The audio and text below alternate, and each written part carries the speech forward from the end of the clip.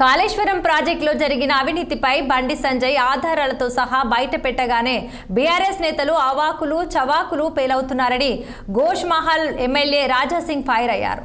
కాళేశ్వరం ముమ్మాటికి అవినీతి ప్రాజెక్టే అన్న ఆయన గులాబీ పార్టీ నేతల వ్యాఖ్యల్ని ఖండిస్తున్నట్లు పేర్కొన్నారు.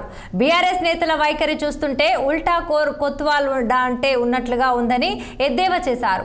ప్రధాని మోదీ చెప్పినట్లుగానే గులాబీ పార్టీ ప్రాజెక్టును ఏటీఎంగా వాడుకుందని రాజాసింగ్ గుర్తు చేశారు.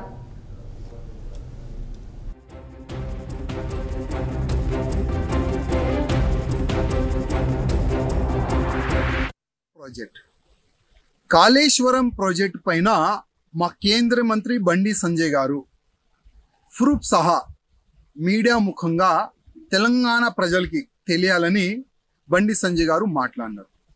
కాళేశ్వరం ప్రాజెక్ట్ ఒక ఏటీఎంగా ఈ బీఆర్ఎస్ వాళ్ళు వాడుకున్నారు. దాని గురించి మా బండి సంజయ్ గారు మాట్లాడినారు. అది వాస్తవమా లేదా అది బీఆర్ఎస్ పెద్ద నాయకులు బయట పెట్టాలి.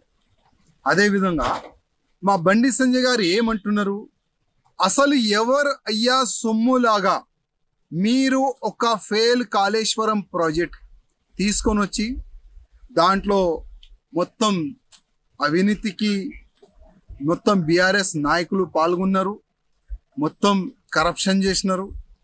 ఒకవేళ మా బండి సంజయ్ గారు తప్పు మాట్లాడినంటే మీరు ఒక కేంద్ర గవర్నమెంట్కి ఒక లేఖ రాయండి. కాళేశ్వరం ప్రాజెక్టులో ఒకవేళ అవినీతి జరిగితే సిబిఐ ఎంక్వైరీ చేపియండి అని బీఆర్ఎస్ నాయకులకి నేను అడుగుతున్నా. ఒక లేఖ రాయండి. మీ కేసీఆర్ గారు అంత అమాయకుడా సుద్దపూసా? మీ కేసీఆర్ గారు కాళేశ్వరం కాకుండా తెలంగాణలో ప్రతి ఒక్క ప్రాజెక్టులో మీ ఎంత మీరు వాటా తిన్నారు అది తెలంగాణ ప్రజల ముందు మా బండి సంజయ్ గారు అదేవిధంగా మా కేంద్ర మంత్రులు గారు కూడా చెప్తారు.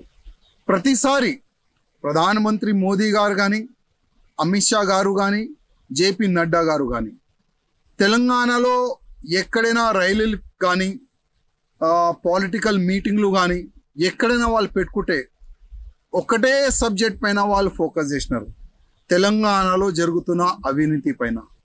కాళేశ్వరం ప్రాజెక్ట్ తప్పు ప్రాజెక్ట్, ఒక ఏటీఎంగా కేసీఆర్ ఫ్యామిలీ వాడుకున్న దానిపైననే అందరూ మా నాయకులు మాట్లాడినారు.